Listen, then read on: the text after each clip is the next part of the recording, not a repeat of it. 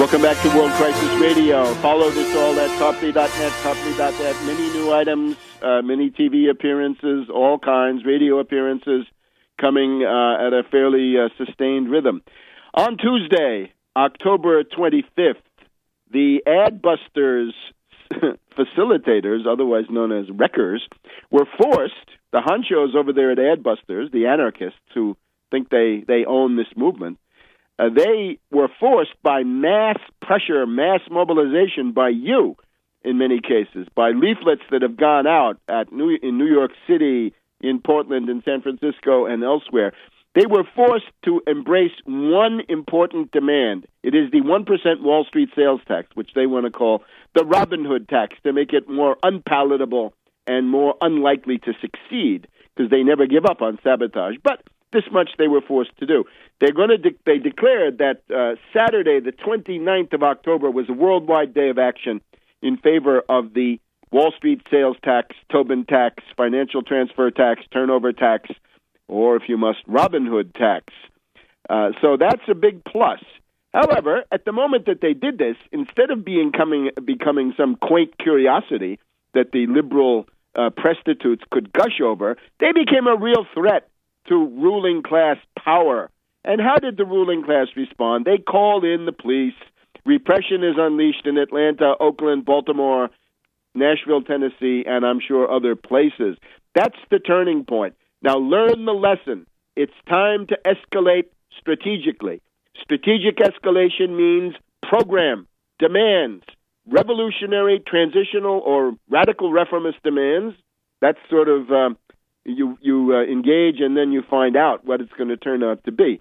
The stars are aligned for the Wall Street sales tax. France, Germany, Vatican, AFL-CIO, National Nurses United, the best U.S. union, the most militant, the smartest, the European Union. Who's against the Wall Street sales tax? Just the centers of absolute evil. Let's start with the City of London, Cameron, Osborne, the city.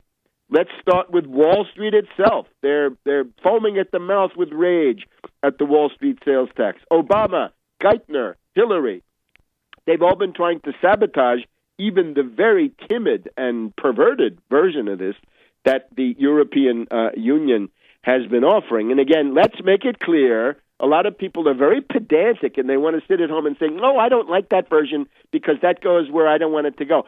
Get out there and fight. If you don't like the enemy's version, get out there with your own version. Hegemonize. This is a battle now for hegemony in the mass strike.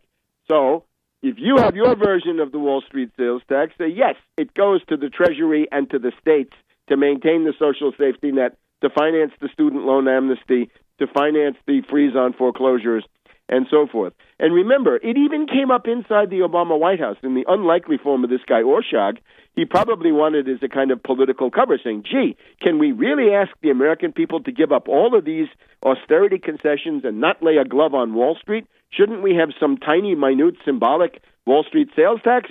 And Summers exploded. Larry Summers, the gangster president of Harvard, the misogynist, we know all about him. He exploded saying, this is evil. This is absolute evil. Well, I'm sorry. That's class struggle in a rather naked form. So what we're running here is class defense.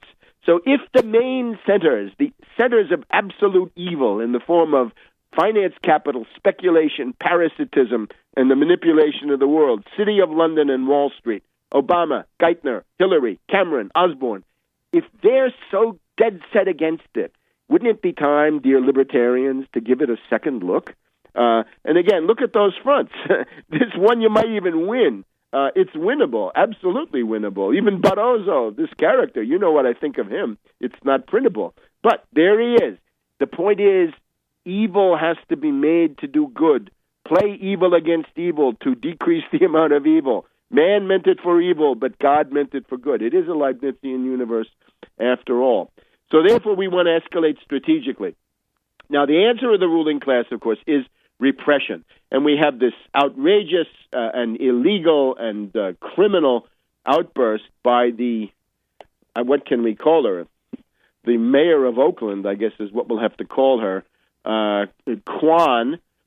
She sends in her police and we have the very serious injury of Scott Olson, the former Marine. Now, we want to protest this. The way to protest it is to win your demands, to have demands and win your demands. You can't have a strike without demands. Otherwise, when does the strike win anything? Frederick Douglass, power concedes nothing without a demand. So the sacrifice of Scott Olson, who we hope will be okay, is based on actually making the reforms in this society that will allow it to survive. That's what I think Scott Olson is really interested in. We've also got Mayor Reed of Atlanta taking the totalitarian road of repression. So down with these puppets, down with these oppressors.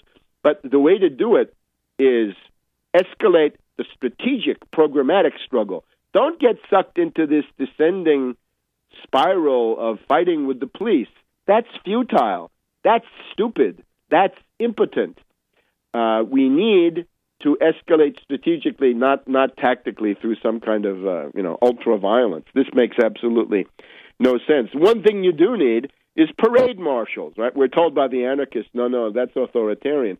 The left-wing tradition, since God knows when, parade marshals guard the edges of your demonstration to keep anarchist provocateurs away, to prevent police agents from beating up cops, breaking windows, blaming it on you, using it as a pretext to shut you down. That's just elementary.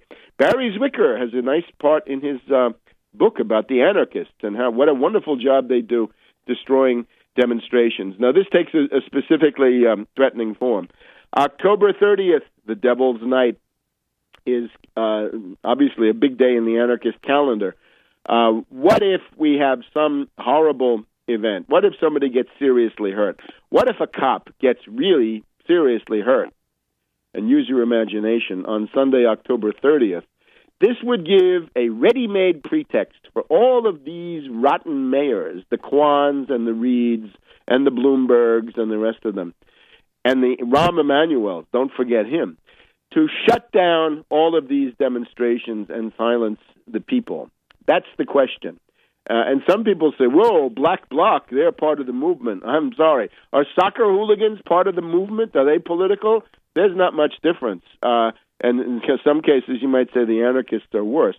The thing that we've been stressing for weeks is that the entire ruling class counterinsurgency strategy to essentially guarantee the defeat and the demoralization and the ultimate crushing of this protest movement, it's all based on anarchist ideology.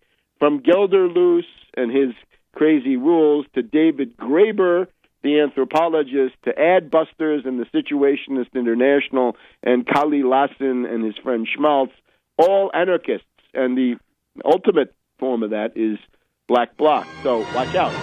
We're told on November 2nd there's going to be a general strike. That's great. Now we need the demands for the general strike. What's the point of a general strike with no demands? How can you win anything if you're not making any demands? Back in a minute.